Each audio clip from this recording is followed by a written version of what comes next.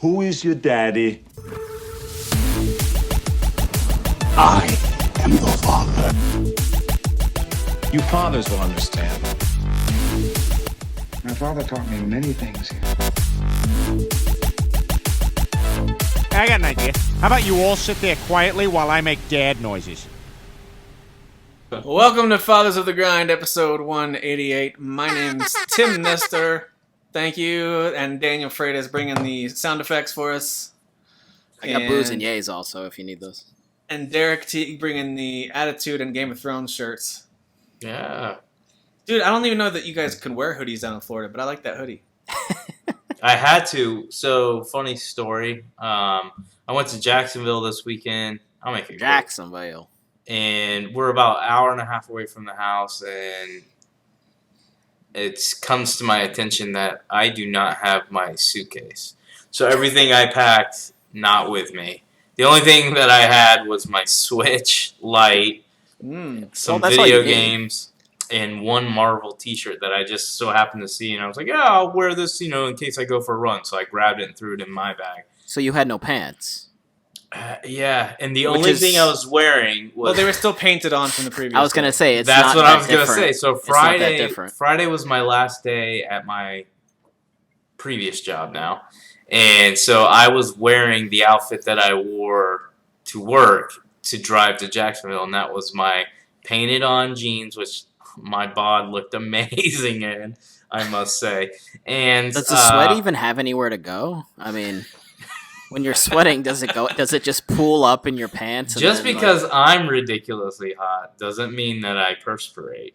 I stay cool under pressure, baby. You know exactly what anyway, so... And then I was wearing science. a very, very tight button shirt with a tie. So that was my outfit. The only respectable piece of clothing you had on was a tie. Tim, do you remember that episode on The Office where Michael ends up accidentally wearing the lady suit? Yes. That's what I picture Derek as. Yeah, because he's got no pockets on it, but he loves the way he looks in it. Yeah. Yep. That's what I picture Derek as. You guys should have seen my outfit tonight. But anyway, so... the reason I shared that, because you brought up the Game of Thrones sweater, is then I had to go to Target to look for clothes, and this was on clearance for $12, and I was like, I like Game of Thrones, and it's actually kind of a nice hoodie, so it's pretty cool. It's got the dragons, and it looks like the wolf. I couldn't quite see it. Yeah, there it is. Yeah, it's the the Stark wolf wolf and the thing. dragon, Nice. yeah. Spoiler alert. Thanks, bro. Spoilers. Honestly, in this day and age, that would be a spoiler. That would be. You're right. If you post a picture of a video game, it's a spoiler. Sure. Yeah. Sure. It's true.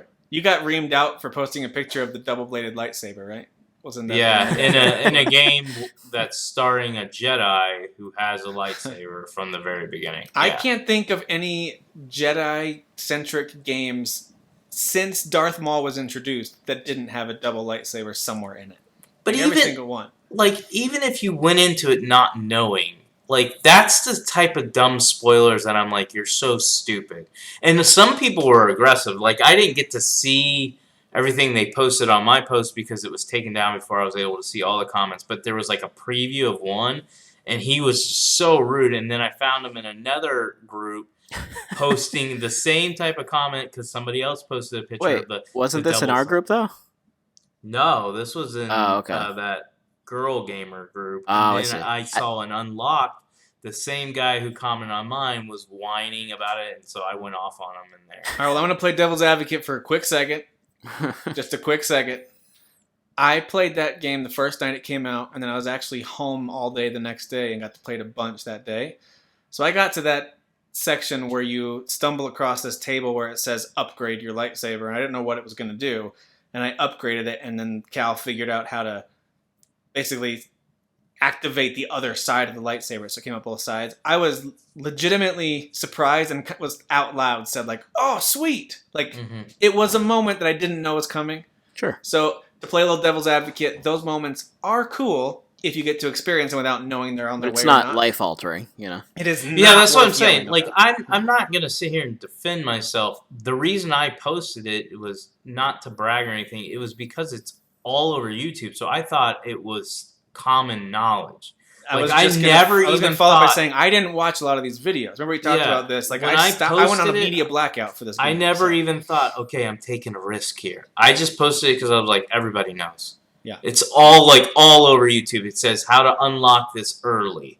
Yeah. And it's not just one website. It's all the major games media websites. Anybody who does walkthroughs all are talking about how you can unlock the double. Well, Yeah. they all know Double-sided about it sword. now because you They all showed know everybody, now. Yeah. Derek. Derek just revealed it to the world. Yeah. Derek's Listen, back full-fledged, having 'cause having just finished that game, I can tell you that is nowhere close to a spoiler compared to all the other stuff that happens in the story of that game. There's so much stuff that happens that I will not tell you about, although I wish I could. Maybe if either one of you end up finishing that game, I want to talk more about some of the details of it. Because it is really cool. There's a great Star Wars story in there. Has a fantastic final act. I love the way they wrap up the story. And there are just some really, really cool moments in there that for Star Wars fans as well as just kind of like an action adventure RPG fan, that upgrade feeling, all of it mixed together. There's some cool moments. So double-bladed lightsaber, not a spoiler compared to some of the other stuff in there that we could talk about, but we won't. So I'll just say that about that game. I love it, and you'll be hearing me talk about it a lot more with Game of the Year time stuff. I do have another potential spoiler. I'm playing the game Code Vein. There are codes in there, and there are veins. Derek, come Whoa, on, dude. whoa. Oh my gosh. Sorry, guys. Whoa. Yeah, there's veins in the people that are in the game. They have veins. All right, Are the where's codes flowing through the veins, or is it blood? That doesn't matter. It's all that matters is you need to know there's code and vein. Well, how do I hang up on somebody on Skype? How do I? You just hit the X. By the way, let's just talk Shut about the that whole since thing we down. usually do like whatever we're playing. I didn't play much more of Star Wars. I'm in I think the 3rd chapter, but I haven't really played it. I've just been chilling playing Rocket League, but I decided Of course. I bought 3 games. I think Friday. Xbox and PlayStation are basically doing the same sale simultaneously for the holidays. And so I got 3 games. I had Xbox rewards points, so I ended up cashing in $25 worth of Xbox rewards points. So I got these 3 games for a total of $60, but that's not how much you would pay unless you have rewards points. I got FIFA 20, Code Vein, and dang it. Oh, Destiny 2 Shadowkeep. I already had it on PC, but I want it on Xbox. I'm kind of pumped you got it though, to be honest, because I was like, ooh, a reason to play Destiny 2. All right. I think you should play it. I will. But I also think you should play Resident Evil 2 Remake, and I don't understand why you haven't done that. It's downloaded. I just haven't played it yet. It's sitting right there, ready You're to go. telling him to play Resident Evil 2, but you, me, and Alan are supposed to play Division 2. When's that happening? Probably when we don't have any more division between you and I as far as relationships. when go. Division So 3 never comes is out. what you're saying. No, honestly I'm down, but I think it's, and you would agree, Daniel, when we get all these releases, we forget about multiplayer. Yeah, no, I know. Same thing with Call of Duty. I absolutely loved it. It wasn't even a fake, like, yeah, I like it. I got to justify it. I paid for it. The whole time we played it with other people, I was like, I love this. I could do this. I could do this. And it's like, I haven't gone back to it since. But anyways, I wanted to talk about, so I got those 3 games. I've talked about Destiny 2 Shadowkeep before. FIFA 20, I even talked about that the other show.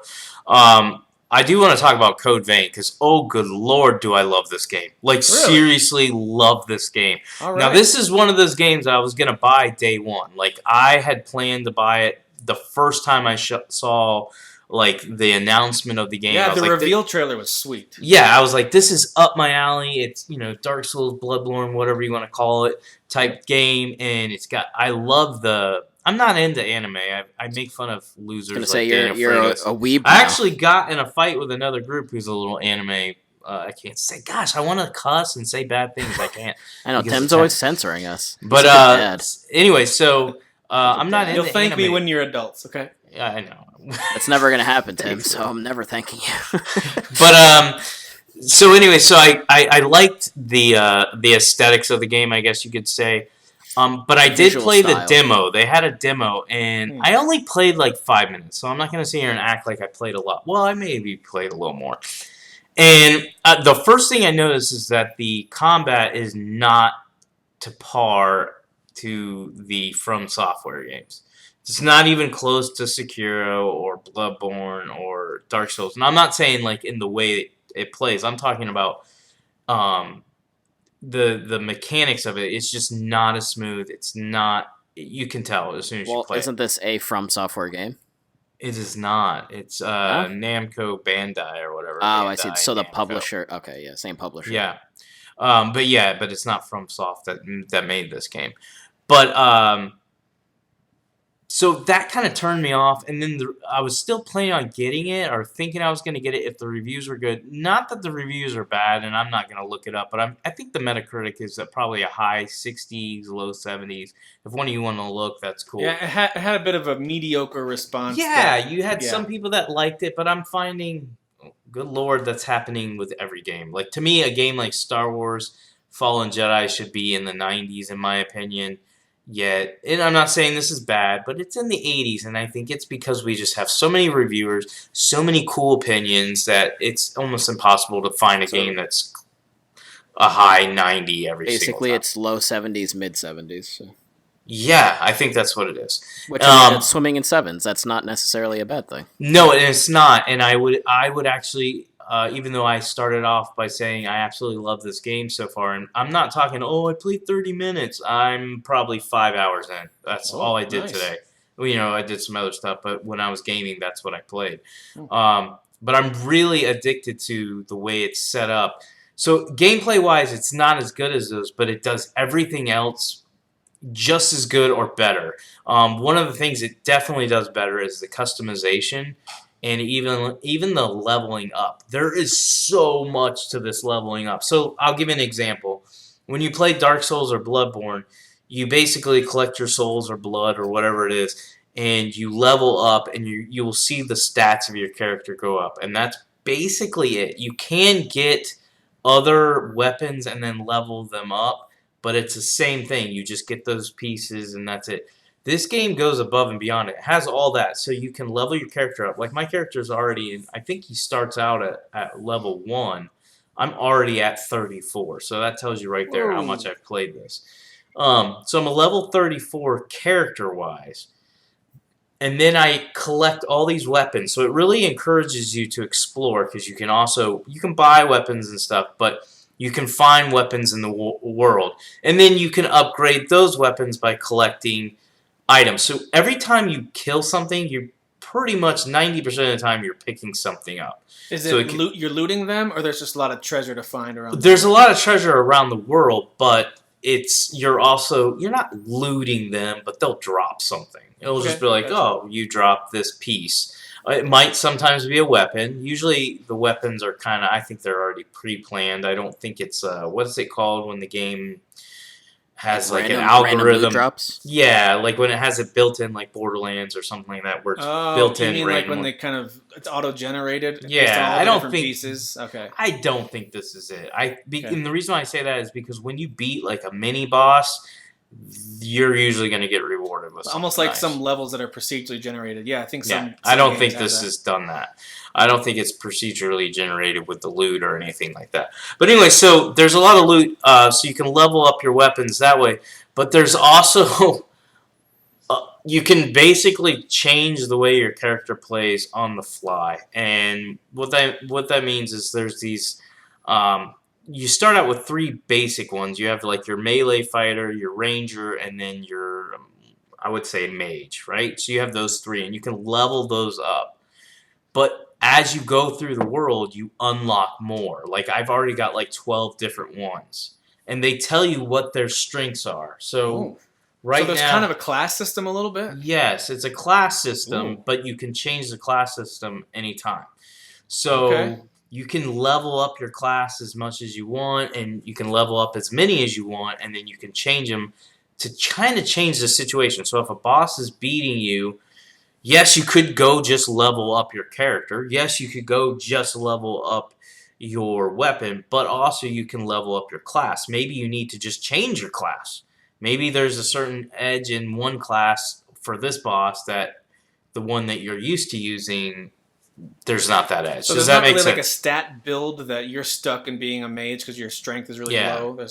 No.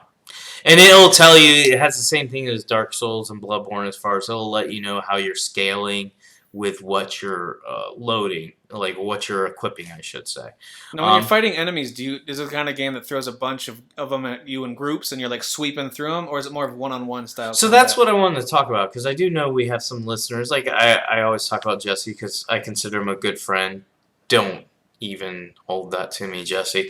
Wow. But him and I talk a lot What about. are you drinking over there? It's on the permanent record now. I was actually cranky too before we did this. I just reamed everybody out in my family. I'm pissed off. But anyway, so pass. Oh. But hate for my family, love for my internet friends. Let's do exactly. So I wanted to talk to people like Jesse White, who I know they have an interest in these games. But what scares him away, and he says it's not the difficulty, and I understand that. I'm not going to combat him on that. Maybe he doesn't care that much about the difficulty. It doesn't scare him away. What he doesn't like is the repetitiveness. Yep. So far, feels like a waste of time. And sometimes. yes, I do think I am good at these games. I wouldn't say great, because if I was great, I would be able to just go through Sekiro, and I can't. Or I stop trying. But I would say this is the easiest one I've played so far. But that being said, I am starting to hit enemies where I'm like, okay. Like, I just ran into a boss. Now, granted, I only had 1 health left. And I had barely any health, so I had to use it and then die. But I just ran into a boss who completely obliterated me. So I'm going to have to figure out what I'm going to do. So like no difficulty setting that you No difficulty setting. But here's what I want to talk about with the difficulty. You always have an AI or a real-life partner. So there's 2 of you. So how do they make this game difficult? For the most part, it's not difficult. But there are certain enemies or waves that will come on you that it does get a little intense. I have not died a lot, though. I've only died, I think, twice in my 5 or 6 hours of playing. Okay. And that's including boss fights. I beat like 2 or 3 bosses. This boss just destroyed me, but I'm going to count it. It's a death. I died, and I lost all my, whatever they call them, blood vials, which was at like 16,000, so that kind of pisses me off. But I actually ran into her not knowing I was going into a boss fight. And like I said, I only have 1 regen health that I could use, and my character was already low health, so I could. I'm assuming you can go back and get those blood vials, right? Well, when you die, they reset. So right now, I think you start with 3 once you get them, and I'm at 6, and that also comes from just exploring the world. So they really want you to explore the world.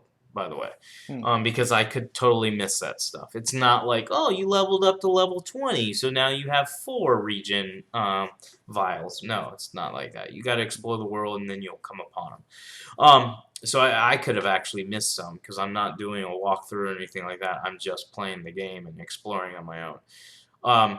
But anyway, so I don't think the game's that difficult. I think having the companion with you at all times, basically, and you can pick which character you want. So it's almost like playing, the Outer Worlds or whatever, those type of old school RPG, where you're unlocking all these different types of characters, and they have their strengths and weaknesses, and then you just pick which one. So that's another thing when you're going into a boss fight. Yes, you're fighting the boss, but you also have your companion, so you can pick what companion you want. So if that companion is not doing what you want, or they don't have the strength that matches that boss, then you can switch them out. And so I've already unlocked 2 companions right now. And then I think if I beat this boss, I'll probably unlock a 3rd one. I'm guessing. But overall, I'm shocked by this experience. And that being said, I technically paid $20 for this game. I actually was on the fence about paying that. I knew I was going to get FIFA 20. I was okay with getting Destiny 2. But there was this desire with Code Vein, but there was also still that whole stigma where I was like, you know what, I'm not really into these games anymore. I'm kind of over them. You basically just said I'm okay with paying again for games I've already played. Yes, but for this new experience, I just don't know. Well, it's too anime. Let me clarify.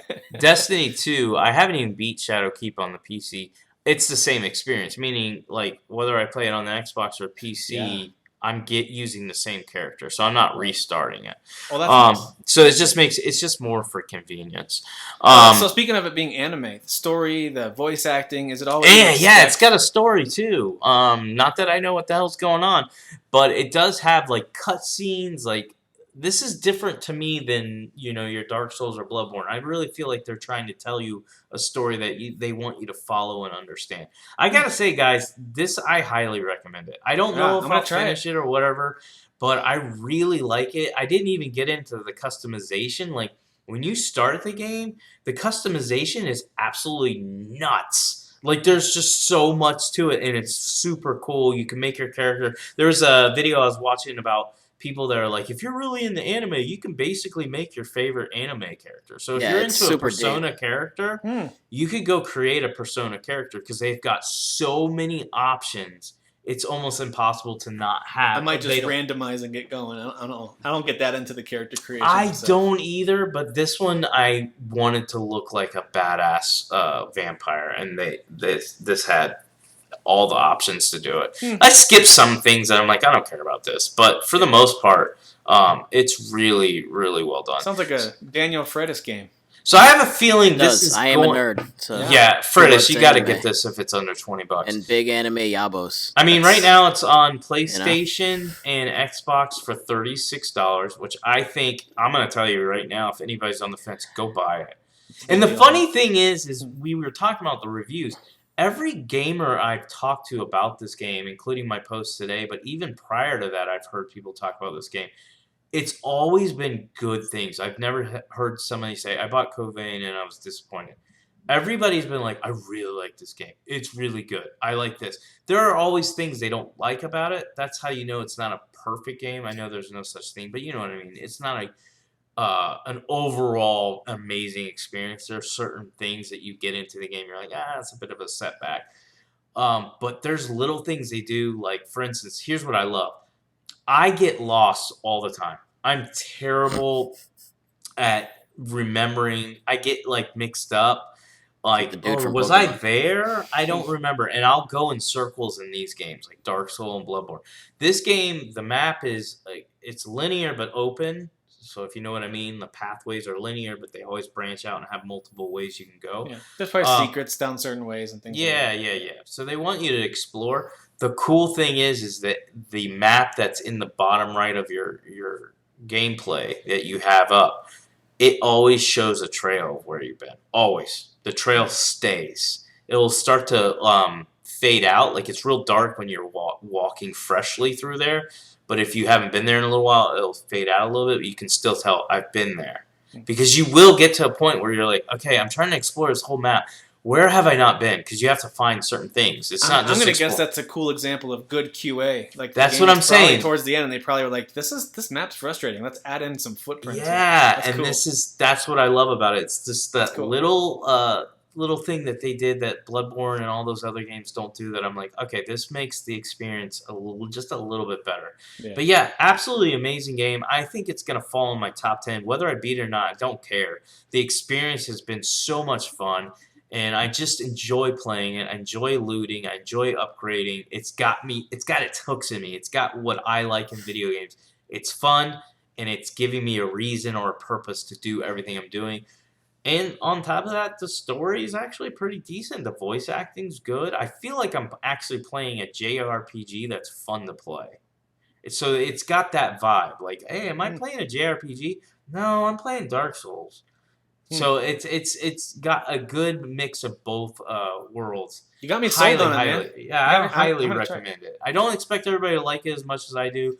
Maybe and that's why I kind of explained to everybody, all the listeners, this is where I was at going into it. Very low expectations, but still intrigued. Just like I want to get the Surge 2. I'll eventually get that when it's cheaper. Very low expectations. This is not only met, but exceeded in many, many, many ways. Awesome. Yeah, you got me sold on that one. Freitas, what are you playing? So I had mentioned before we started how I finished the Call of Duty campaign. Awesome. And it's funny because I think you were saying like towards the end, when the game kind of closes out, there's like a reference to some stuff, and there's a mention of some characters, and one of them I kind of vaguely remember the name of. I was like, oh, that sounds familiar, but I don't remember his importance. So, but like I was still kind of like, oh man, I kind of wish like this was still continuing, to be honest. Yeah. Like I mean, I haven't. wanted more of that story. I loved the kind of Yeah. modern day war story. It's just really intriguing. I love it. Yeah, and Price is just such like he's like a almost like a Rambo or just like this like unstoppable just force of nonsense. Like He's the dude so just knows awesome. what he's doing. Yeah. He's like an action movie hero. Yeah, But that's he's one of the better characters in the last couple generations, really, especially when it comes to bro shooter type games where you don't expect good characters. He's awesome. yeah, and the voice the voice actor does a great job. He just has a cool voice. So Yep. but yeah, like I had mentioned, and I had mentioned on when I first said that I had checked it out from Redbox and I was playing it, and I was like, oh man, there's actually like a specific moment, like in a flashback scene that got me a little emotional. Mm-hmm. And yeah, there's definitely a couple moments in the game where I'm like, huh, Call of Duty game, huh? Making me feel things. Yeah. I was like, this is weird. Yeah, dude. The last couple Call of Duty campaigns that I've tried, a couple of the Black Ops games. I think there was a World War II one. Yep. Or World War One. Those just Was it two? maybe it was World War One. I can't remember, but I just remember that they didn't Like quite do it Battlefield. for me. They were good, but they didn't quite do it for me. I'm with you. This one did a really good job of telling a good story and has good characters. And for fans of the series, when Call of Duty really took off was with Call of Duty 4 Modern Warfare. That was really when the series, I think, just jumped into this crazy upper echelon. Oh, yeah. Here's the new standard for multiplayer shooters and good campaigns. Yeah. So it feels to me, as someone who loved that game, like, what was that, 12 years ago when that came out, I'm really glad that it's back. It feels like it's back to me, and I'm very excited about it. So that's cool. Yeah. I'm glad you liked it. Are you playing multiplayer at all, or is that just, Yeah, no, How do you think? I've actually I was just playing it before we came on. I'm level 44. I don't know how high it goes. I know Oh. prestige used to be a thing and it's not anymore, or is it still a thing? I don't know. I see people I up think in it the is. hundred. I see people Is up in it? the hundreds. Yeah, I was so gonna don't say know. I've seen yeah, because I thought you get to like 50 and you prestiged, or I don't really remember to be honest. No, I- that's what I'm it not- used to be. So maybe they did take that away. I'm at Yeah. 52 now. I'm like one Okay. level away from getting that AK-47 that everyone wants. So, Nice. I'm yeah, not sure how high it goes. It's fun, and I actually appreciate that. Like there was like a what was it? Almost like an ad that kind of popped up that was like, oh, here's the free stuff that we just released. It's like, oh, that's cool. Some new modes and I think a New couple of maps. Mm-hmm. Yep. So that's pretty cool. Yep.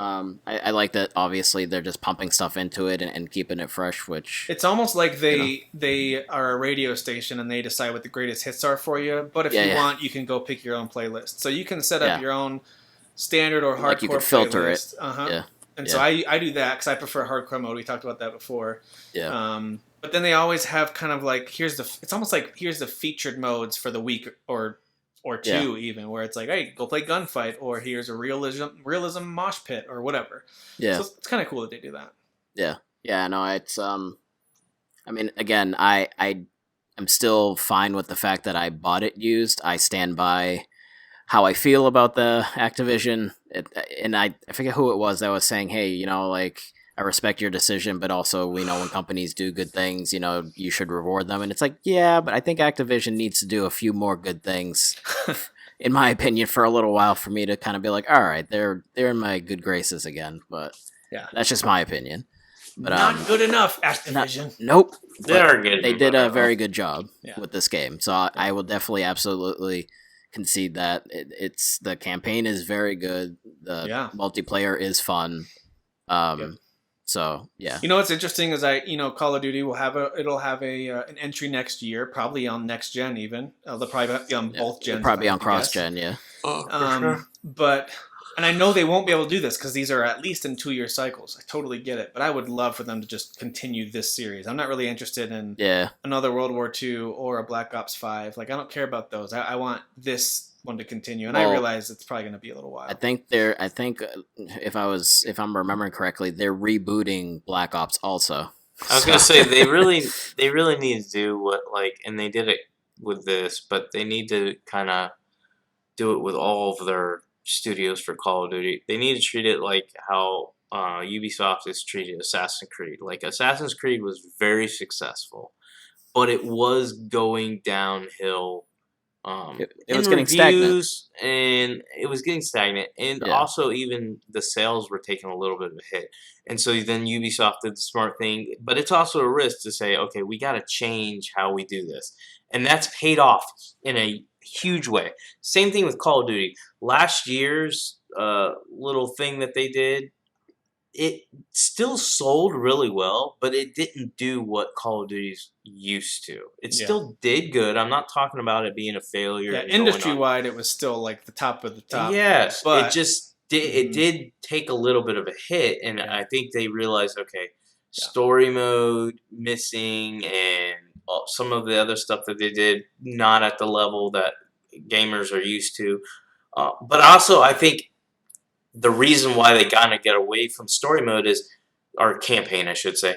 The campaign is because their campaigns have become stagnant. And even this one, to a certain extent, I'm going to praise it, but I'm also going to say they still stick to certain things that I'm like, okay, I'd like for them to really let go and open this up and get away from doing the same thing over and over again. So that's what I would really like to see. I feel like while Assassin's Creed, the newer ones, the last two, still have ties to the older ones, when you go and play an old Assassin's Creed game, in which we actually had a conversation on this in the group, compared to the modern day ones, it's night and day. I will say say this, I went back and replayed Unity this past spring or summer. That was the jump off point.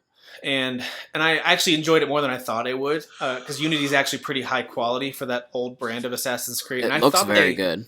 It does. It looks great, and I actually thought that Syndicate was the best way to send kind of the old school way of doing Assassin's Creed out. That's the best version of it. I mean, I love Black Flag because of the ship sailing and all that. I love that stuff. I love the setting of pirates and all that.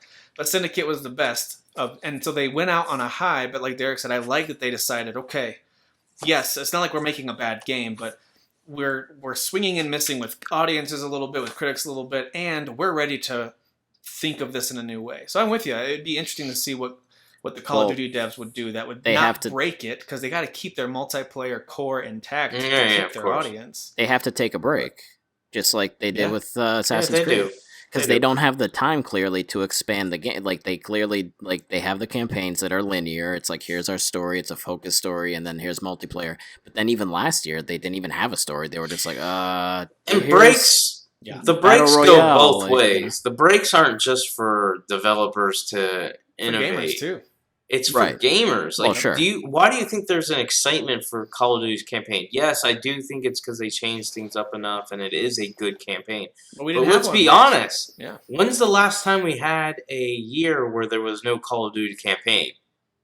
Probably like a decade. Probably before Modern Warfare, I'm guessing. Yes. Yeah. So you've gone a long, long time.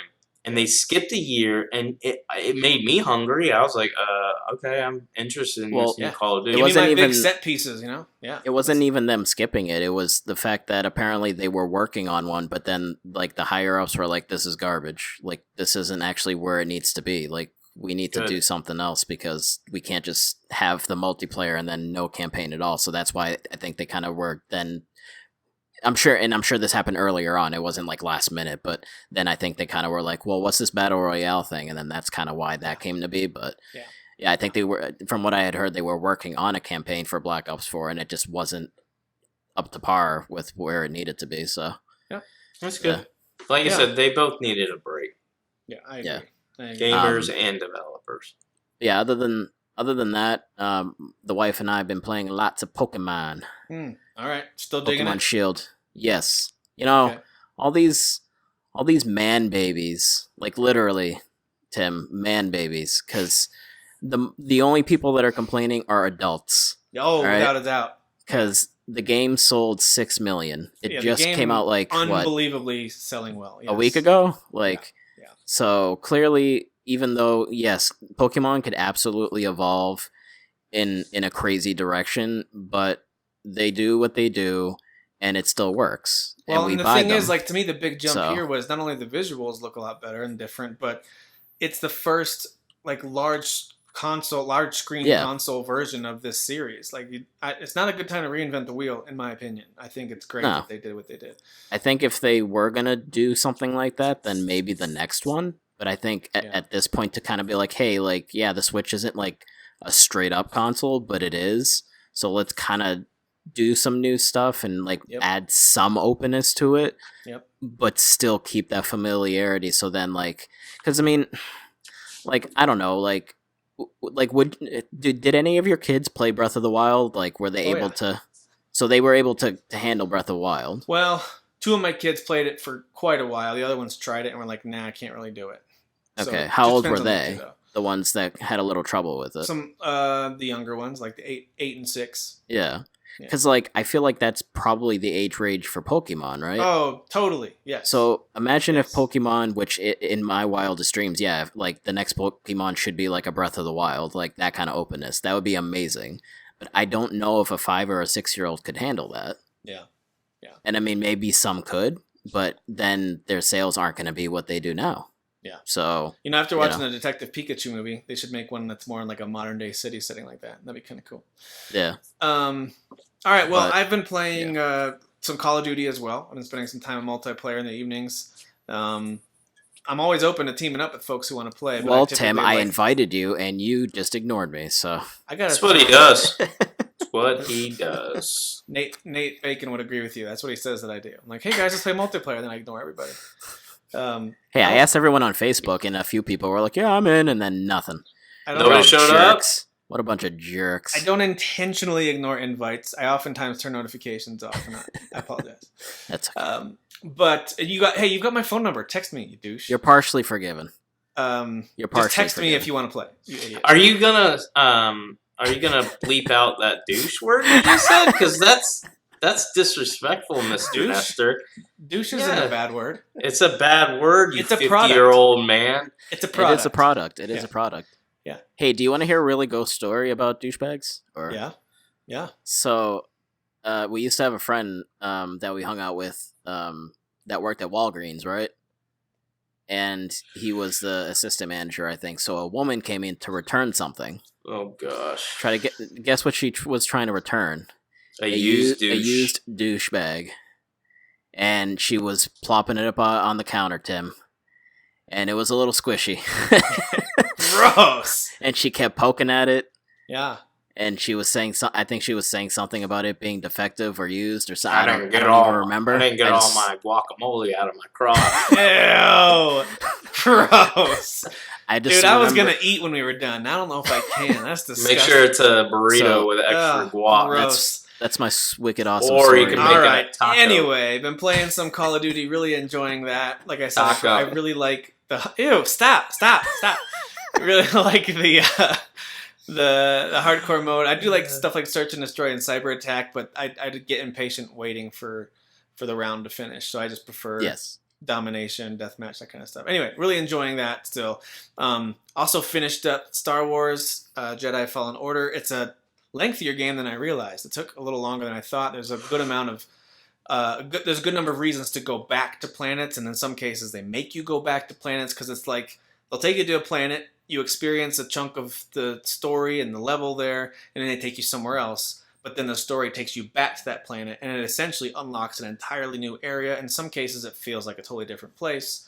So really, like last time we criticized the level design a little bit, I actually, now that I've played through the whole thing, I really appreciate the level design. I see the knocks against it in some cases, but there's a lot of variety there by the time it's all said and done. It's a little inconsistent, I'll agree with that. The way that you unlock certain shortcuts sometimes makes sense and sometimes it doesn't quite, but whatever. Overall, I just didn't like the. I didn't like that. I felt like I was playing a platformer. yeah, there is a little bit It was too too much video of that gaming, at right? times. Is that what it there's- is? That's what I'm saying. Like it There's a little too much of doesn't that feel sometimes. like a real planet because you're like Yeah. you're Well, landing on areas mean, where you have to like jump every 5 seconds. Who or are run we on to a say wall. what other planets in the universe that's infinite actually looks like? The Star Wars universe that was already created, because none of the movies have the guys platforming every 5 seconds. Like, hey, I'm just gonna go to Hey, they did it in the cantina, but prequel let me trilogy. platform to get over there real quick. They So did in the there's prequel there's 4 difficulty levels, and I would recommend if you've played Dark Souls and Bloodborne and stuff like that, but aren't necessarily looking to be challenged to the point where you're ticked off, do Jedi Master. That's the 3rd out of 4, so it's the second the most difficult. That's the one I played on, and I think because I played stuff like Bloodborne and Ashen and stuff like that, I feel like I have a familiarity with how to do combat. You approach it a little more carefully, a little more strategically. You're okay with dodging and blocking while you wait for your for your shots. If you're someone who's mostly played more of the Devil May Cry style, where you kind of just run and jump and mash buttons, then you might want to play it on one of the 2 easier modes. I do like that they offer those, by the way, for those who just like Star Wars and aren't really into Dark Souls. So anyway, overall, really, really loved it. Had a blast with it. There's some really cool story moments as well. And at first, I didn't love the main character of Cal, but by the end, I really liked his character a lot. Actually, I think they did a good job with him. He's not the best character in the game. There's really good characters there. But I will say this, if you are going to play it, don't watch any spoilers. Get all the way to the end, and after the final battle, there's just a really awesome sequence, a really cool cutscene. But if you're not going to play it, then I recommend YouTubing it, because it's just freaking sweet. Does it definitely seem like it's set up for a sequel? Oh, yeah. Okay. Yeah. I could see them also deciding not to create a sequel with these specific characters. Sure. But I'd be a little surprised. They definitely set it up with some open-ended stuff that you can go do. But the story wraps up pretty nicely. Like, Got it. The whole thing that you're trying to do and the bad guys are trying to stop you from doing, like, there's an ending to that story. There's not a cliffhanger. Got it. But they do kind of leave you with and the next adventures they're about to go on type of a thing. Yeah. So anyway, it's really, really good. Highly recommend it. Love that game. And then I bought a couple of indies that I don't necessarily recommend, although the visuals for Black Future 88 are pretty cool. It's a very like neon dystopian future. Basically, the world ended in 1988, and they decided to stop keeping track of time, the people that survived. And so it's just always 1988.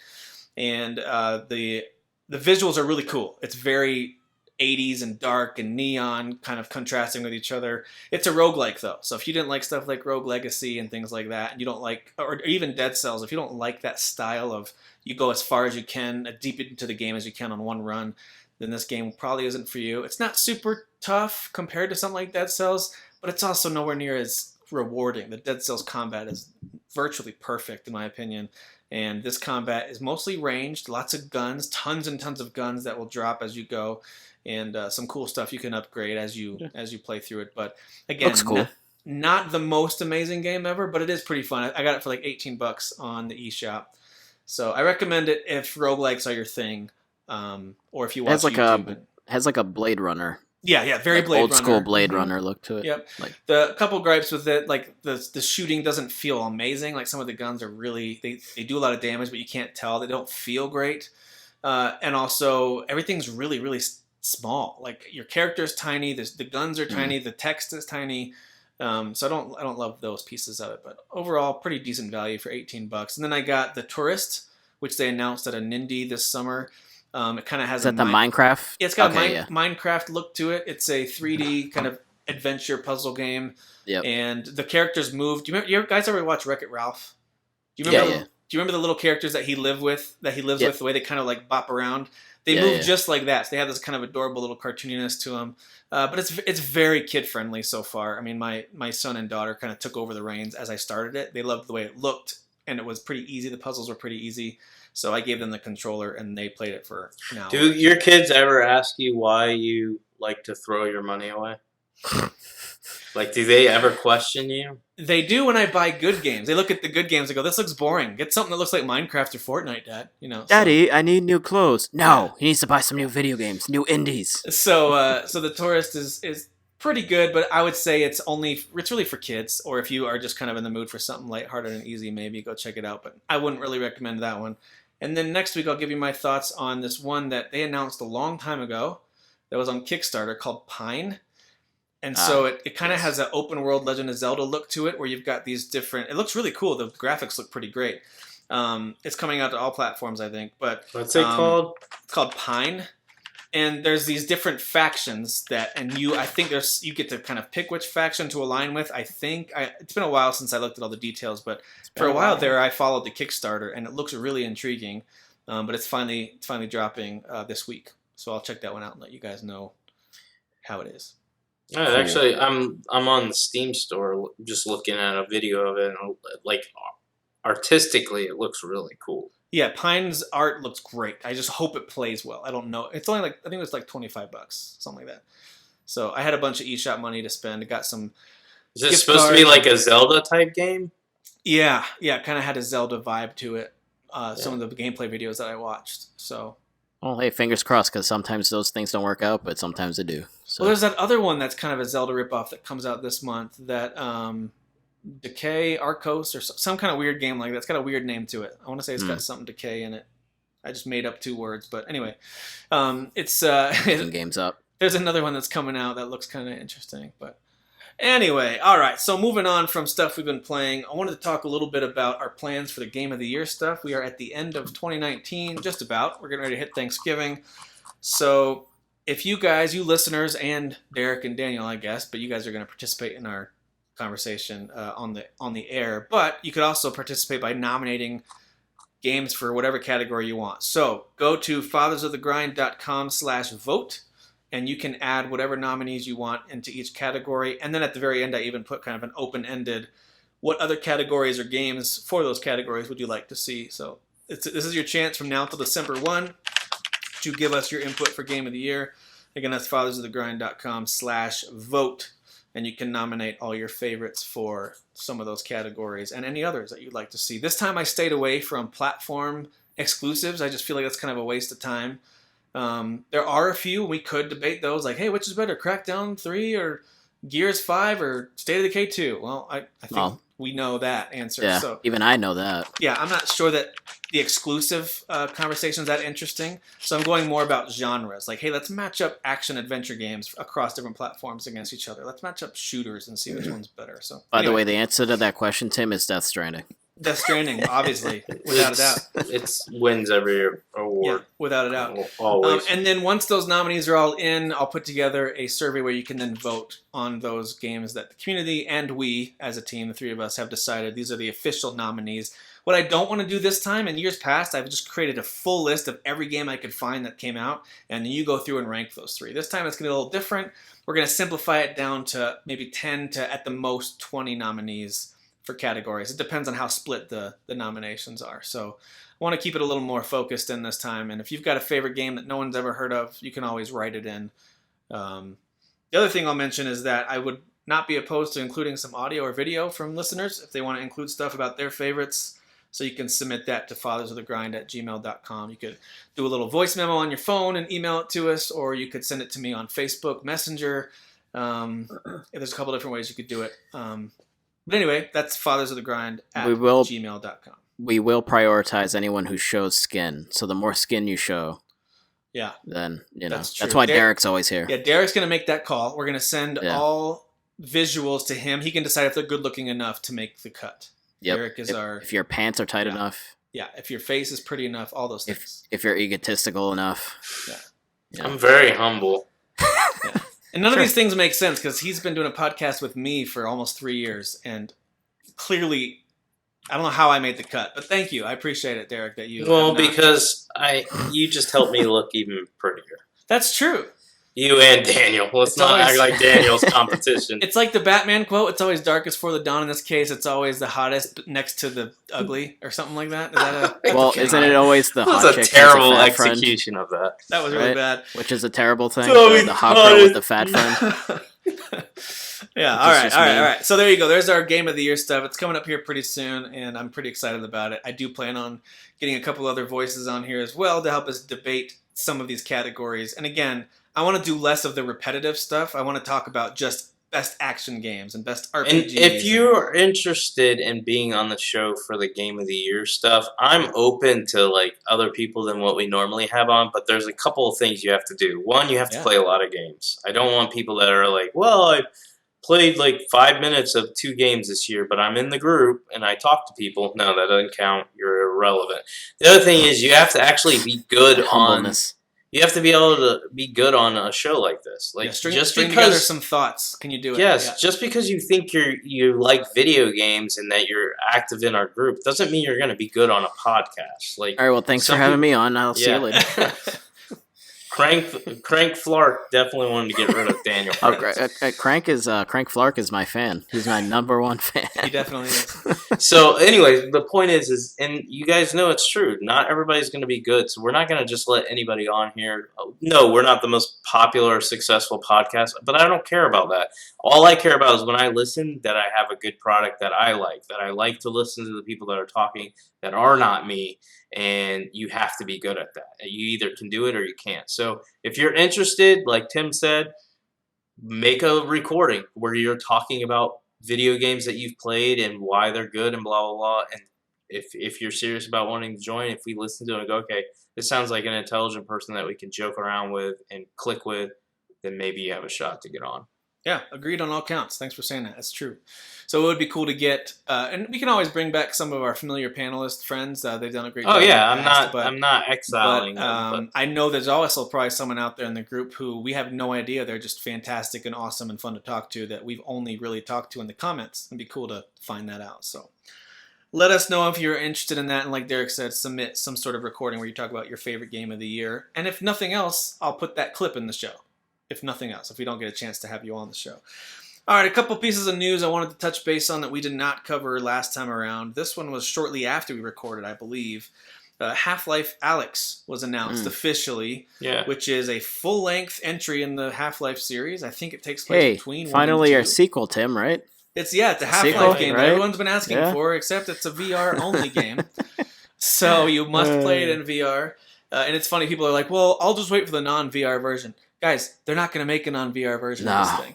They're creating it for VR. Yep, although, they're all in for VR. It is not going to happen where it's like, I'll just wait till there's a standard video. I just don't see them making a standard version of this. I do appreciate that they're releasing it on multiple VR products, not just theirs. Correct. So. I do think that is pretty great. I will say this, though. Let's say it does really well, which I would be surprised if it isn't one of the better-selling VR games out there when it's all said and done. I wonder if this is a precursor to maybe a more official Half-Life 3 on the road. You know, to me, this is a little more hopeful than we've heard in the past. At least it's something. It's some sort of new content in the Half-Life universe that's coming out. So that's a pretty big deal. Comes out in March of 2020. For now, that's the anticipated release window.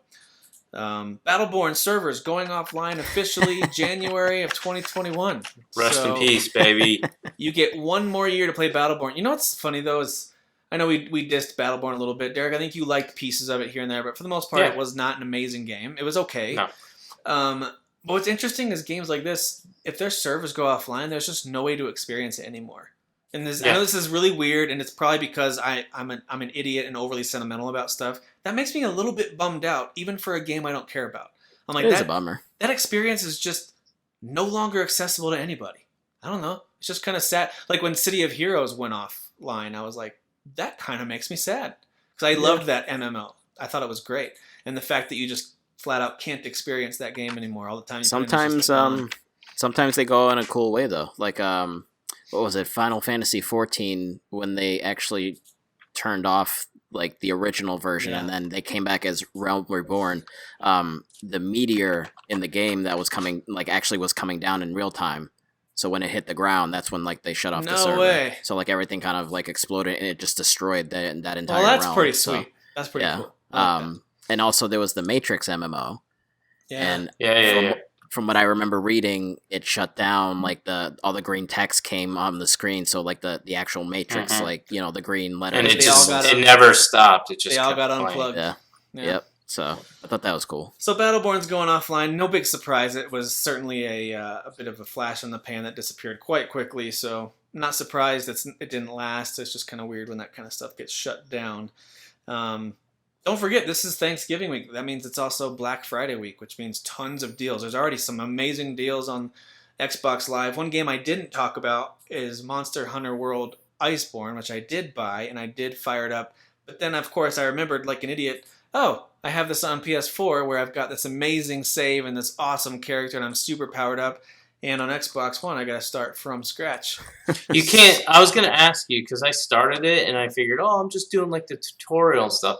So you can't skip like the main game and just jump into Iceborne. Listen, if there's a way to do it, I don't know how to do it. I kind of I'll have to look at it because that seems really dumb. Because if somebody just wants to jump into Iceborne, you would think they would at least have that. What I will say is the game's been updated a lot since I last played it, and they've got some cool new stuff, especially with this update that they added in, like the grapple hook and stuff like that I tried out in the little training area. And the game looks great. It looks amazing on Xbox One X. I'm reminded of how much I really loved this game from last year. The Monster Hunter World was one of my favorites from last year. And so I don't think I will totally ignore it and just like screw that. I'm not playing. I might actually play it again and try a different build. I jumped in it. I'm gonna play it. I was all about the that big power mega hammer last time around. I think this time I'll go with a faster weapon, something a little different, maybe sword and shield or dual wield some daggers or something. But anyway, I love Monster Hunter World. I'm excited to play that one a little more. I just didn't have much to say about it since I want to experience the Iceborne content for a while. Anyway, there's tons and tons of deals, and what's weird to think about is this is probably the last Black Friday with before we have the next generation of consoles hit. So Yep. next time Black Friday hits, I It's believe we're going to have 2 brand new major consoles out. So anyway, there's tons of amazing deals. By the way, I'm thinking about getting this one. So my son, my oldest son, has had a Switch for about 8 months or so. He saved up and bought one. Maybe it's a little less than that. And he really likes it. He plays Fortnite on it primarily, though. Pokemon, he's decided he's a little too old for. He tried out some. He's just not his thing anymore. And he's super interested in all these games his friends are playing on Xbox, whether it's Game Pass or whatever. And Fortnite's on there, too. So I'm thinking about buying the Switch back from him and gifting it to one of his younger brothers for Christmas. And then he's going to use that money. And then I'll give him some extra money to help make up the difference. There's some great Xbox One S deals going on for Black Friday. Just some crazy deals where he can get not only Game Pass, access to tons of games, but I think the system itself, plus some games, it's like $200 to get all that stuff. So might be doing that. I'm not sure yet how I want to handle that, but we'll see. It'd be kind of fun to play online with him a little bit. But yeah, Black Friday's coming up. Don't forget to check all your... I was going to tell you, Tim, just Yeah. real quick while I've got it on my mind. Since you like to buy a lot of trash on the Switch, you should get the Mutant Year Zero Road to Eden game. It's on the Switch, and it's dropped down to, on GameStop at least, the price is $20, or you can get it pre-owned for $18. But I really think you would like that game. Like, that game's up your alley, and I think you would like it on the Switch. It's on all platforms. In fact, you have access to it. Actually, you should just try it on the Xbox One, see if you like it. If you do, you would probably Was buy that it on the Game Switch. Pass, or did you buy it? I can't remember.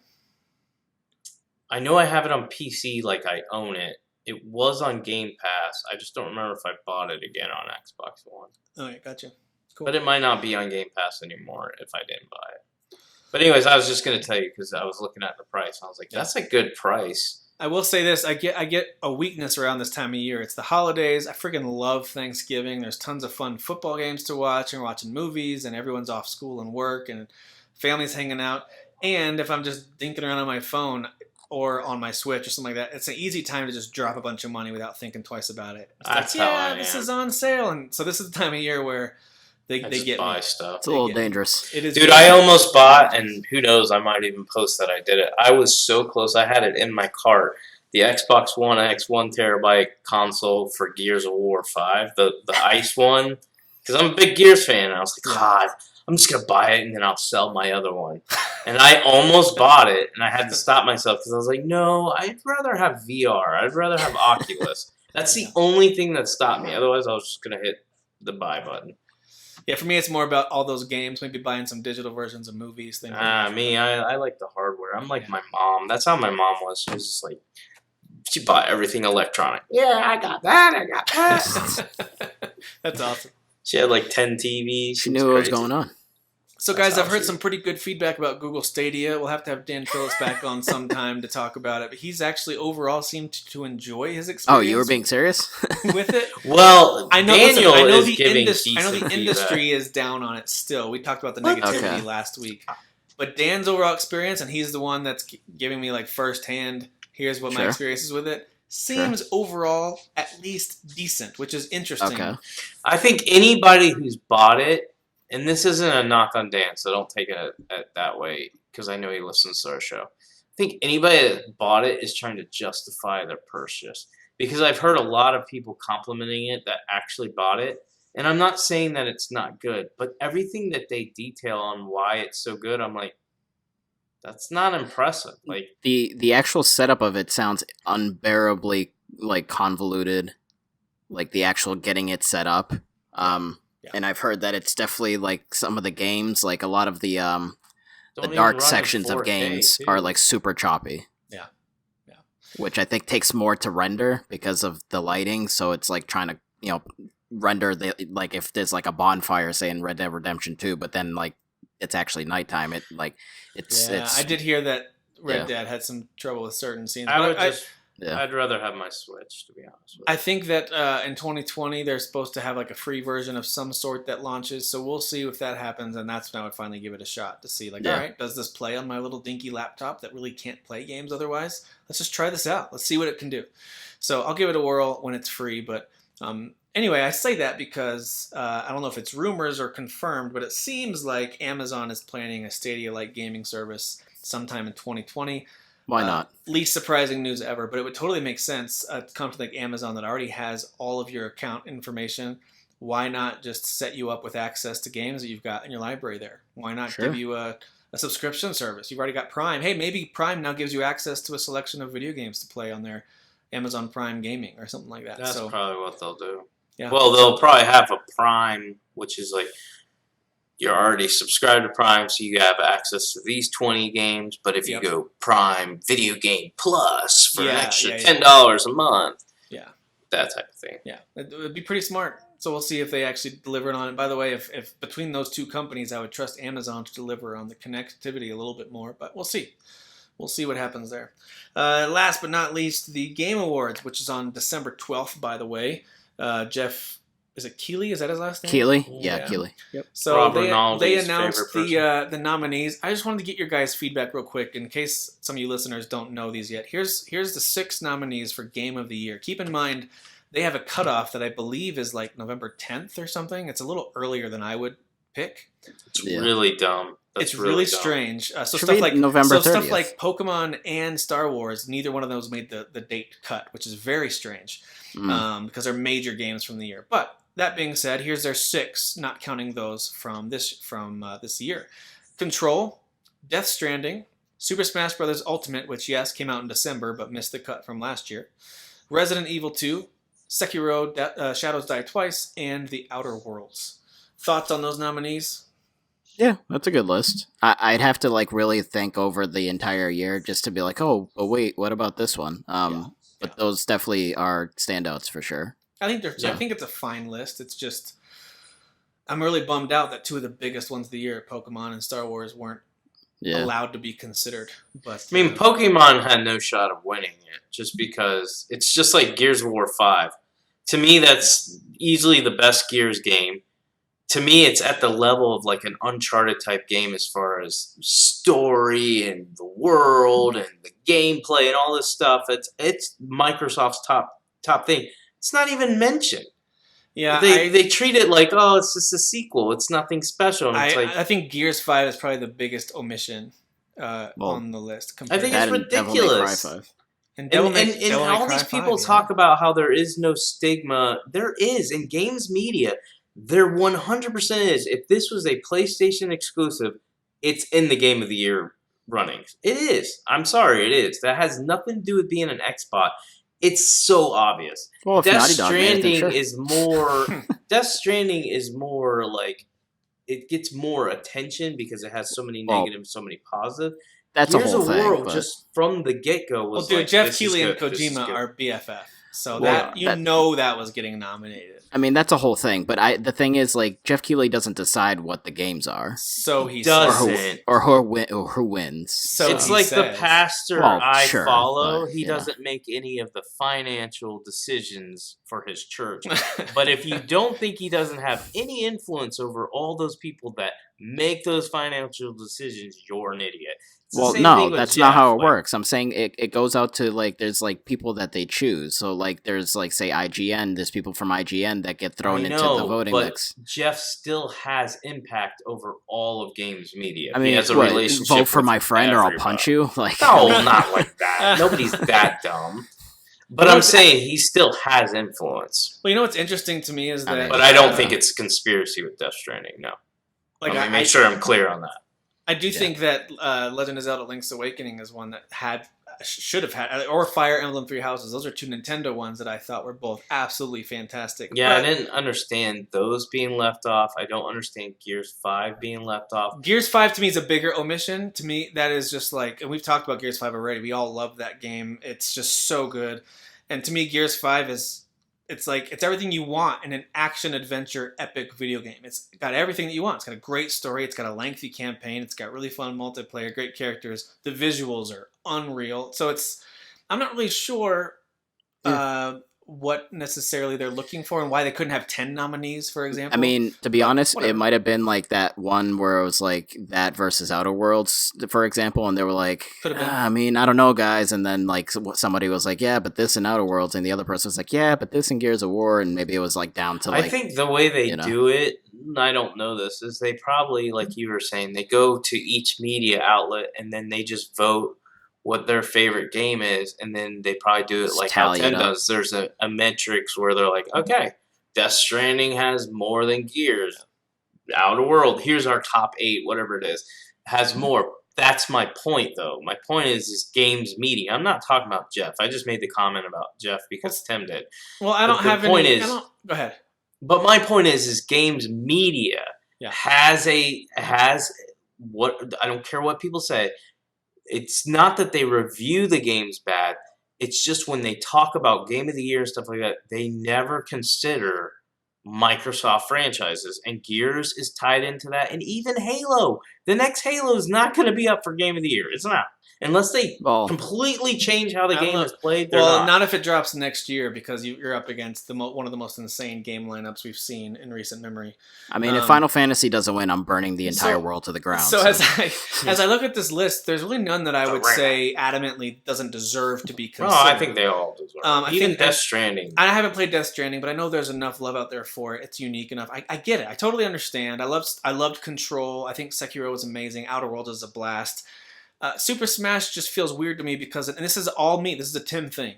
That was last year. Like in my mind, that was a 2018 game. Yeah. What is it doing on this list? So I don't like the cutoff. I almost wish they would just make it a January show and let it go. Yeah, that's what I don't understand. There's probably a chance of getting more viewers in January than there would be in December. But I think I have two opinions. I think Smash is stupid. I think you've put it up there for awards for like best fighter and stuff like that, but it's not Game of the Year worthy. But I also think Control, while I thought it was a good game, there's nothing unique about Control that is above. Again, even if you want to just do Control versus Gears, there's nothing unique about Control. Meaning, like, it's nothing special. I stopped myself in the middle of the sentence. Like, it goes for this unique, crazy story and doesn't pull it off. The gameplay is good, but it's not amazing. Like, it's fun to play, but I thought the world was so weird, but not that interesting. I just don't feel like it belongs in there compared to. I would put Gears before it, Fire Emblem. I would even put Death Stranding. And where's Mario Maker 2? That's one of the best games of the year. Now I know I didn't stigma. Even with that, like Mario Maker's just Mario. I'll definitely give it to you that like Gears should be on there, and I didn't even play it, but like I can just tell that it's quality for sure. But I would say that if I had an Xbox and I played Gears 5, I would probably still like Control a little bit more. Because I think Control actually is more unique and interesting, but that's my preference. It's unique in like a weird way. I'm saying that I don't feel like they pulled it off. And I think even the reviews support it, meaning it's a good game, but there's a lot of people that agree with me that it's like they didn't do you know what I mean? They didn't. But it's a good new game. I think maybe that's what it is too. Yes. And that was what I was talking about. Gears 5 is just the 5th Gears. Well, it's really the 6th Gears. It's just another Gears. They did things different, but they didn't do enough in the media's eyes to include it. Same thing with like Control. They're like, okay, Control. Honestly, gameplay-wise, yes, it's unique, but this has been done before. A lot of the powers and stuff you've used in other games. But it's still a new IP. It's still telling a new story with new characters and a new universe. It's doing something unique. Again, I didn't finish my sentence. I just don't feel like it really nailed it. I felt like it fell short. Like to me, it's an 8. It's an 8, but it's definitely not Game of the Year, in my opinion. I think and again, like I've spoken to the DLC stuff because I don't like when like if it's important DLC, it not being included in the game because I can't then really fully judge it in my eyes. But I would say it's higher than an 8. But then when it all said is done, once they release the DLC, who knows? It could even Yeah. be like a 9 or a 9.5. So I'm curious if by the time DLC drops, if I'll even want to jump back in and play it. Because to me, it was a nice ride while it was there. It's over now. I still find the story to be a little bit much. Like a really... It was like, to me, it felt like It one of was the later nonsense. episodes of the X-Files where I was like, all right, you're trying a little too hard. But 90% of it was nonsense. Don't even tell me I that think any about of you that game understood sometimes anything. still, though. no, it's not that I understood it, but it's that it's very unique and trippy and... Yeah. Honestly, if Kojima put his name on it, people would be like screaming at the, They'd be on losing- the rooftops about losing how their mind. because it fits into even Death Stranding's universe of a complete and utter nonsense. Yeah, I guess when I see Smash Brothers on that list, though, the thing that That's jumps the one out at I me have is the that mo- I don't even most think that was the problem best Nintendo game in the last 12 months, but I don't know. Whatever. Well, that's just That because you was- guys aren't playing it, and you guys are blasphemous. But and that being said, you should I'm just burn in hell. fighting the fight. I don't care about the Game Awards. I also don't care who they. I do because Select. I'm curious to see not only who wins, I like to see who wins stuff, but I'm more curious to see what's going to get announced. He's yet again saying, hey, there's some new announcements, some world premiere stuff. So I'm looking forward to that piece of it. I'm also looking forward to some really awkward rock band performing some song. Like last year when the band played that Devil May Cry 5 song, that song is so sick, though. that song is cool, but that was a weird performance and not I fun to didn't have to see watch. that. It was That not the great. soundtrack for the Devil May Cry, like in like actual person, like live, like watching a band play that, I could imagine it's weird. It was just strange. sure. They were trying Yeah. real hard, and it was just weird. And plus, for the most part, a concert experience over your small screen while you're watching on YouTube isn't the best anyway. But whatever. Yeah. They kind of need to get away from that.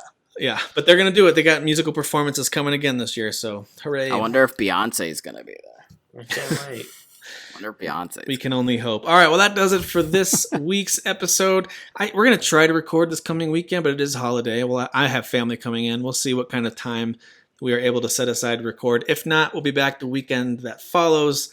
Well, To more than start- likely, I'm starting a new job, so I'm out. I'm gonna be in a turkey coma, so I mean, you could try to wake me up. Maybe This me is and Dan- our way of saying probably not gonna Dan and happen. I will just sit there and talk about the food we ate and the indie So- games that we bought by accident because of our food comas. What I'll do is I'll record a video of myself just rubbing my giant belly, and I'll just like say something about a video game, and then Yeah. you guys can do whatever you want to do, and we'll Yeah. just like then morph the videos together, Great idea. just intertwine them somehow. Excellent idea. Thank Yeah. you. I can edit it for you if you don't feel like doing Well, it. guys, if we don't talk again for the next week or so, have a great Thanksgiving. All you listeners, Yes. enjoy your Thanksgiving as well. Spend a lot of money on video games, all that good stuff. And we'll catch you in a couple weeks. Spend your money irresponsibly. That's right. You heard it here first. That's right. See ya. Bye. Who is your daddy? I am the father. You fathers will understand. My father taught me many things. I got an idea. How about you all sit there quietly while I make dad noises?